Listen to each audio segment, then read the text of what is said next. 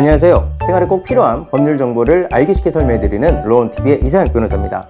우리가 민사소송을 하다 보면 자신의 주장을 입증하기 위해 증거를 제출하게 되는데, 이러한 증거들은 여러 가지가 있을 수 있지만 그 중에서 문서 형태로 제출하게 되는 증거들을 서증이라고 합니다.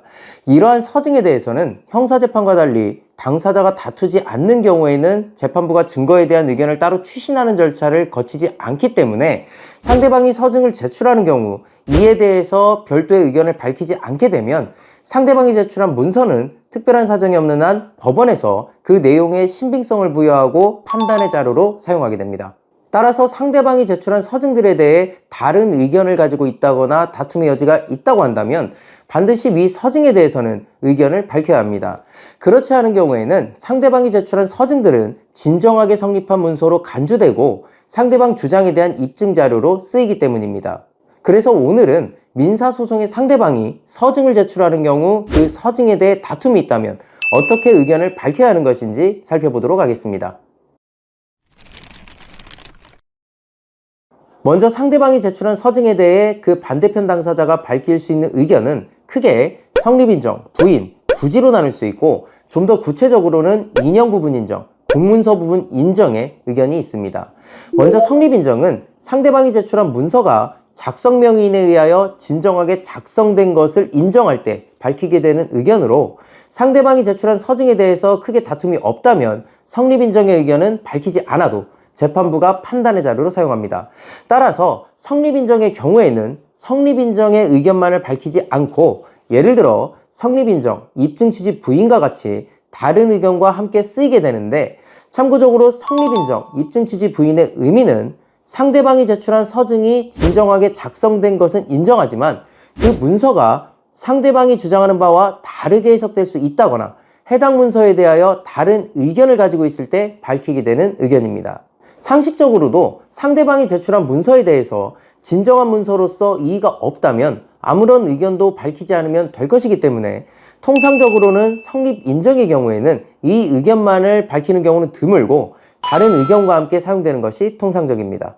참고적으로 우리가 민사소송을 하다 보면 이익으로 원용한다라는 의견을 들어본 적이 있으실 것 같은데, 정확하게는 성립인정, 이익으로 원용이라는 증거 의견으로 이는 상대방이 제출한 문서의 내용에 대해서는 진정한 것으로 인정하나 그 내용이 나에게 유리할 때 상대방이 제출한 문서를 나의 이익으로도 원용한다는 것으로, 이익으로 원용한다는 것은 진정한 서증을 전제로 하는 것이기 때문에 기본적으로 성립인정 의견을 전제하는 개념입니다. 다음으로 부지입니다. 이 의견은 상대방이 제출한 서증이 무엇인지 모를 때 밝히게 되는 의견으로, 예를 들어 본 적이 없거나 본 적이 있더라도 작성자가 누구인지 알 수 없을 때에 밝히는 의견입니다. 따라서 논리적으로 자신이 작성하였거나 자신의 명의로 작성된 문서에 대해서는 모른다는 의견을 밝힐 수가 없기 때문에 부지의 의견을 선택할 수는 없고, 이 경우에는 성립인정 또는 부인으로만 그 의견을 밝힐 수 있습니다. 부인의 의견은 상대방이 제출한 서증이 위조 또는 변조되어 인정될 수 없다는 취지의 의견으로, 만약 이와 같은 의견을 밝히는 경우에는 서증의 어느 부분이 위조 또는 변조된 것인지, 위조 또는 변조라고 생각하는 근거가 무엇인지를 밝혀주는 것이 좋습니다. 만약 그와 같은 지적이 없는 부인의 의견이라면 재판부가 종국적으로는 위조 또는 변조에 대한 의견을 배척하고 상대방이 제출한 서증을 증거로 채택하여 심리할 수가 있기 때문입니다.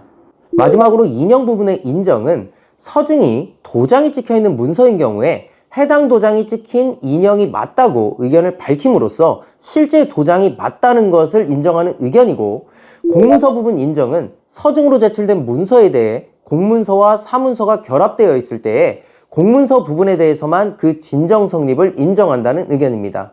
참고적으로 제출된 문서의 인용 부분을 인정하는 경우에는 진정하게 날인되었을 것이라는 의미로 날인의 진정이 추정되고, 더 나아가 문서 전체의 진정 성립까지 추정되기 때문에 인용 부분에 대해서 인정 의견을 밝힐 때에는 보다 더 정확히 확인을 하고 의견을 밝힐 필요가 있겠습니다.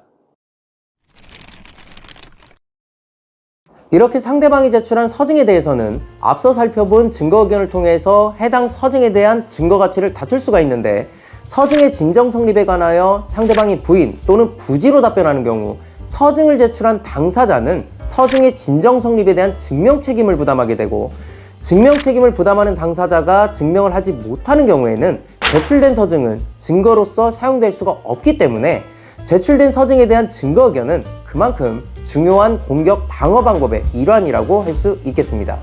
따라서 오늘 말씀드린 성립인정, 부인, 부지, 인형 부분 인정, 공문서 부분 인정이라는 증거 의견을 민사소송에 있어 시적절하게 활용하여 보신다면 내가 가진 증거가 없더라도 상대방의 주장 입증을 막음으로써 원하는 재판 결과를 득할 수 있을 것이라고 감히 말씀드릴 수 있겠습니다. 지금까지 로운TV의 이상혁 변호사였습니다.